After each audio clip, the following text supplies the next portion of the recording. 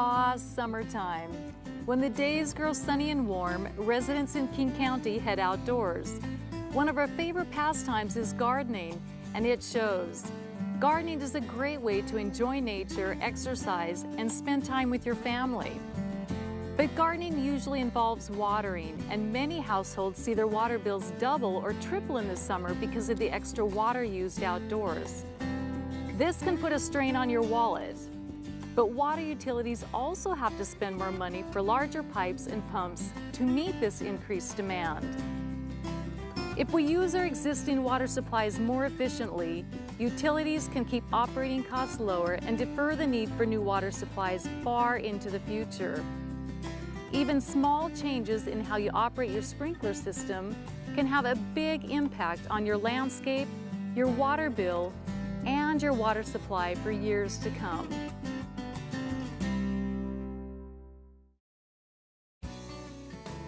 Hi, I'm Paula with the Cascade Water Alliance. Cascade wants to help you have the beautiful landscape you desire and save water. We're going to look at soils, plants, and your sprinkler system. We'll show you how to spot problems and take actions to keep your system operating at peak performance and your plants healthy and happy. Are you ready to get started? Great, let's go.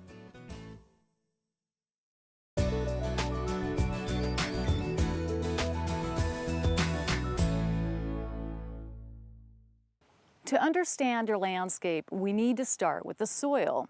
Soil is not just plain dirt. It's a complex medium composed of air, water, organic and inorganic matter, and billions of tiny organisms.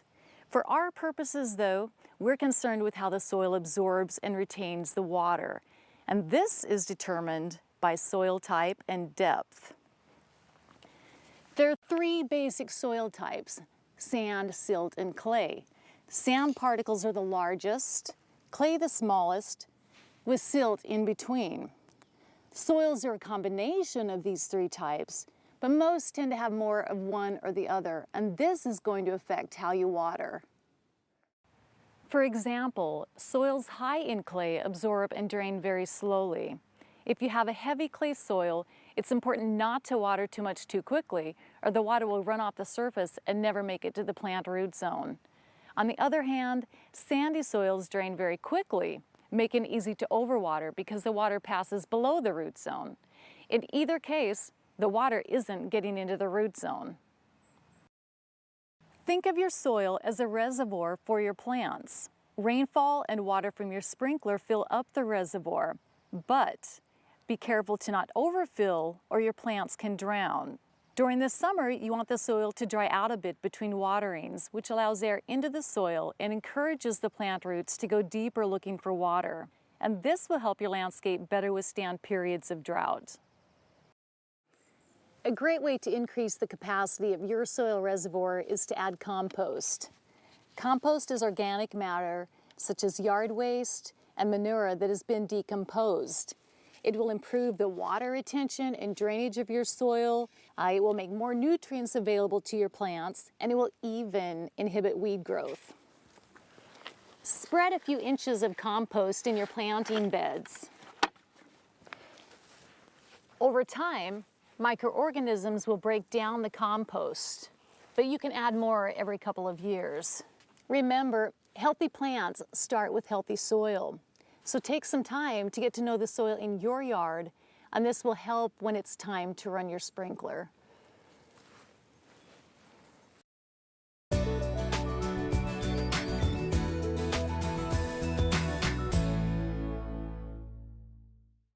Now let's talk plants.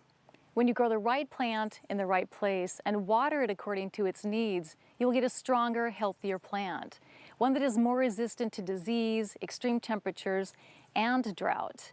Plants vary in their watering needs, and there are many gorgeous plants that don't need any additional water beyond rainfall. As some gardeners also don't realize that overwatering, not underwatering, is the most common cause of plant death. Plant roots need oxygen as well as water and will do poorly if they're not allowed to dry out a bit. Group plants according to their needs, their watering needs. Otherwise, you'll be overwatering the entire section to meet the needs of a thirsty few. Please visit our website for a list of recommended plants for our area.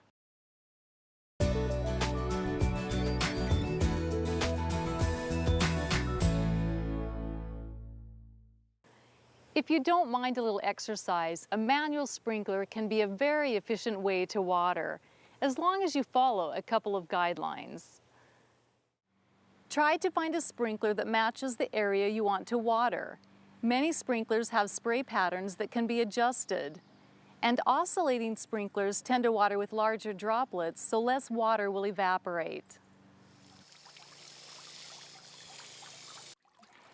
For very small areas between hard surfaces and structures, it may be easier to water by hand.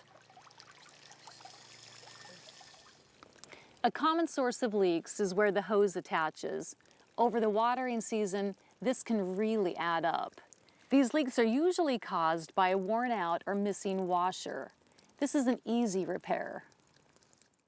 There are two types of washers, flat and O-ring. Installing an O-ring washer will generally fix the leak.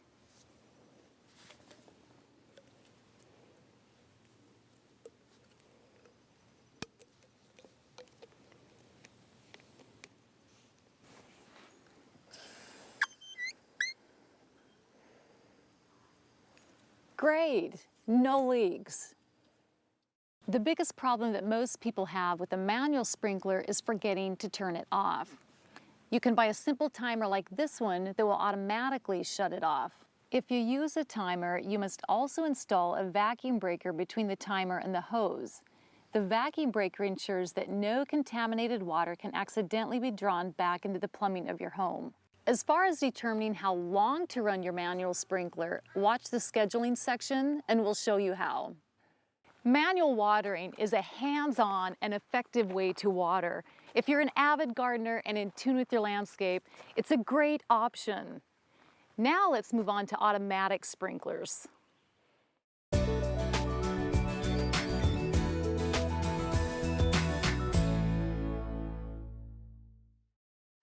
Automatic sprinklers make watering convenient, but there are opportunities for problems. We're going to show you what to look for and how to address any problems you find.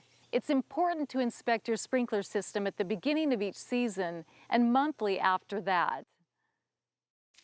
Damage can occur from lawnmowers or vandalism or through normal wear and tear. If you don't check your system frequently, you may not know you have a problem. Before you begin your inspection, visit our website and download a system inspection form. Sprinkler systems have four main components: the backflow prevention device, the controller, underground lines, and sprinkler heads. The backflow prevention device keeps contaminants from being drawn through your sprinkler into your home's plumbing. Check with your water utility to learn about requirements. Controllers, also called timers and clocks, come in many models, but they all perform the same function: to run your automatic sprinkler system. To do your inspection, you'll need to run your system for a short time. Many controllers have a test option that will run each area for about 2 minutes. Now let's make sure we understand how to use this feature. Turn the dial to the test mode. The display will show test and the time each zone will run. The default runtime is usually 2 minutes per zone. This should be enough to do the inspection, but you can increase or decrease the runtime by pressing the up or down arrows. Next, press the start button, and we're ready to start the inspection. For most residential systems, sprinkler heads come in two basic types: pop-up spray heads and rotor heads. Pop-up spray heads are usually used in shrub beds and small lawn areas. Rotor heads are more often used in large lawn areas. The two types vary in how much water they apply, so you should know which type you have. You should also check every sprinkler you have in your system to make sure they're working properly. Now we're going to take a look at some of the common problems. Sprinkler heads can be knocked off by lawnmowers and weed trimmers. This is a major waste of water and is unhealthy for your plants. If you find a geyser, turn your system off and call an irrigation professional right away. Overgrown shrubs can block the spray. In most cases, this is a really easy fix. Simply trim back the plant. If that is not an option, an irrigation professional can install a riser or move the sprinkler to another location. Sprinkler heads can be turned the wrong way, applying water to the pavement or against your house. You can usually fix this by rotating the sprinkler head back to its correct position. However, if the sprinkler head won't easily turn, don't force it or it could break. If the system pressure is too high, the sprinkler heads will mist and the water will evaporate. This can be fixed by lowering the system pressure, but that's a job for a pro. Runoff occurs when the soil cannot absorb the water fast enough. This is a common problem, especially if you have clay soil. You may be pouring expensive drinking water down the storm drain. To prevent runoff, use the Cycle and Soak feature on your controller. We'll show you how to do this later. As you perform your inspection, keep an eye out for wet spots where you wouldn't expect them. These can indicate a leak in the underground line. If you find a spot like this, contact your irrigation professional. Another indication of a leak is a zone where the pressure seems too low. If the water from the spray head is dribbling, you may have a leak in the underground line. Sprinkler systems water different areas of your landscape in sequence. These areas are called zones. In a well-designed system, each zone contains plants with the same water needs. However, your system may have zones that include both grass and shrubs. These are called mixed zones. And if you water enough to keep the grass green, you're probably overwatering the shrubs. If you have mixed zones, you can remove either the grass or the shrubs, or you can have an irrigation professional separate the areas into two zones. In some cases, it may be easier to shut off some of the sprinkler heads in the beds and water the shrubs by hand. You can shut off some sprinklers by tightening the screw at the top of the sprinkler head. This is usually a pretty simple task. If you have any problems, turn it over to a professional. As you can see, there are plenty of things that can go wrong with your sprinkler system. The key is observation. Get to know your system well and inspect it every month. If you find problems, take care of them right away. This will keep your plants looking great and your water bills from getting out of hand.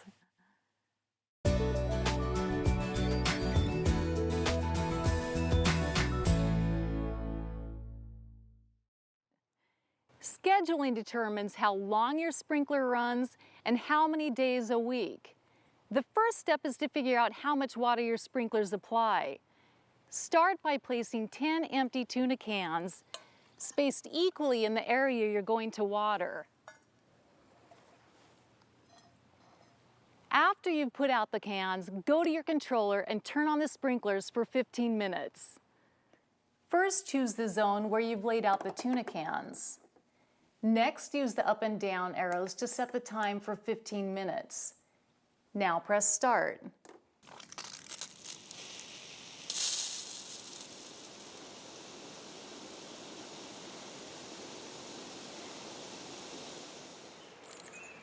Once your sprinkler has shut off, take a ruler and measure the depth of the water in each can.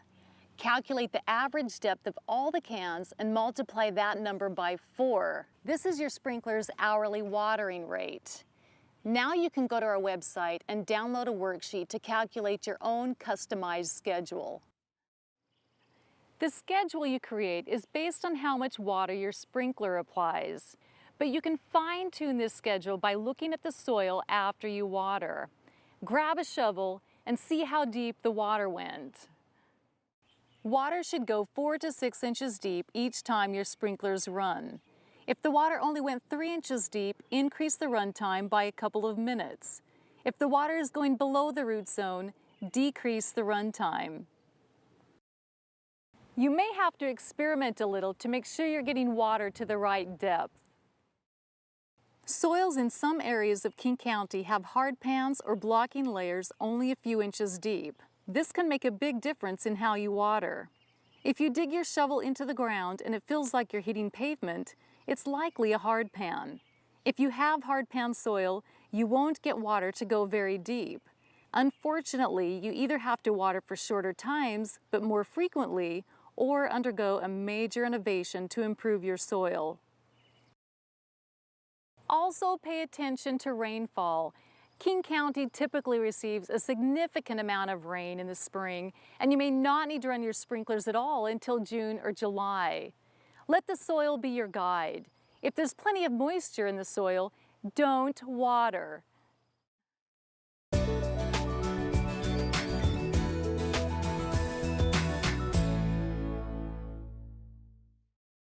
Now that you know your sprinkler's watering rate and how to fine-tune your schedule based on the soil, let's learn some basics of how to program your controller. As an example, let's schedule your controller to run 3 days a week, Monday, Wednesday, Friday, 10 minutes each time. Start by choosing a program at the day cycle. Now choose when to start your sprinklers at the program start time. Next, we pick which days to water. Turn the dial to Monday and use the arrow keys to turn it on. Turn the dial to Tuesday and turn it off. Continue this way through the rest of the days of the week. Now we need to program how long to run each zone. Turn the dial to one zone at a time and use the arrow keys to set the time. Keep in mind that grass and shrubs have different watering needs, so the run times won't be the same for every zone. Many controllers have a variety of features that help you use water efficiently.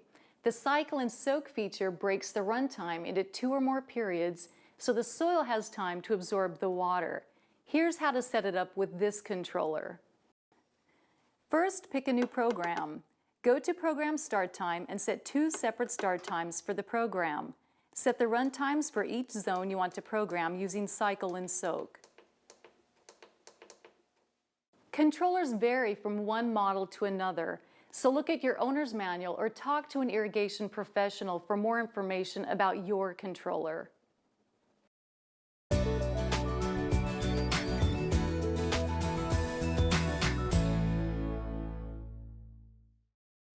We've looked at a number of ways to spot and fix problems with your sprinkler system. Now we're going to look at some hardware upgrades that will put your system on the cutting edge. Today's controllers have a variety of functions that make it easier to manage your sprinkler system. Some have soil moisture sensors. Others use current weather data to automatically match the changing needs of your landscape. If your controller is more than 7 or 8 years old, consider upgrading. You've probably heard of drip systems. Drip systems apply water slowly and directly to the root zone instead of spraying the water in the air where it can evaporate. Drip systems are great for vegetable gardens and shrub and flower beds. Some drip lines have built-in water emitters, which is great if plants are equally spaced. It's okay to cover the drip line with mulch, but don't bury it in the soil. Another type of drip is microsprays. Microsprays are very small sprinklers that water exactly where you want to. They're easy to add or move, and you can even adjust the water output to meet the changing needs of the plant over time. A rain sensor is a device that shuts off your sprinkler system when it rains. Rain sensors are inexpensive and can be easily installed on most automatic sprinkler systems. Visit our website to learn more about rain sensors. Some new sprinkler heads have high-tech features that use water very efficiently. This one has a built-in check valve that prevents water from draining once the sprinkler has shut off. Ask your irrigation professional about upgrading. When you're upgrading, look for the WaterSense label. The WaterSense label means the product has been certified for efficiency and performance. There's a lot of new irrigation technology to keep your landscape vibrant and beautiful while still using water efficiently.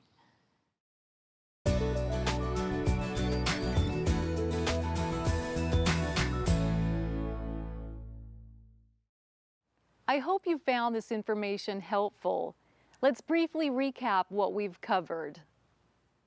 No amount of water or fertilizer will make a plant healthy if it's in shallow or poor soil.